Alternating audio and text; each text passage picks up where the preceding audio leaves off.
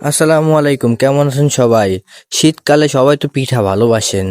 তাহলে চলে আসুন ইসাক কাকার দোকানে। দোকানের অ্যাড্রেসটা আমি পরে বলে দিব, আগে পিঠা খেয়ে নেই। পিঠা দেখতেই পাচ্ছেন, যেমন গরম তেমন সুস্বাদু। মিশালি ভর্তা আর গরম পিঠা, শীতের ঠান্ডায় সেরকমই স্বাদ। এক এক করে আমি 2টা পিঠার অর্ডার দিয়ে দিলাম। একটি খেতে খেতে আমার তো অনেক ঝাল, অনেক বেশি লাগতেছে। ভর্তাটা আরো বেশি ইন্টারেস্টিং, বিশেষ করে সরিষা ভর্তা। সরিষা ভর্তাটা খেয়ে আমার চোখ, কান, নাক যেমন একটা ঝাঁঝালো ভাব সেমনই লাগলো। খেতে খেতে আমি প্রায় প্রত্যেকটা পিঠাই খেয়ে ফেললাম, দেখতে পাচ্ছি।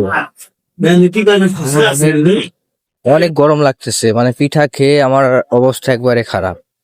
পরে কাকার সাথে দেখা, কাকারে বললাম কাকা একটা ডাক দেন। কাকা তো ইচ্ছা মতো ঢোল পিটাই পিটাই ডাকি, গরম গরম গরম শুনতে পাচ্ছে না আপনারা। গরম চলে আসছে।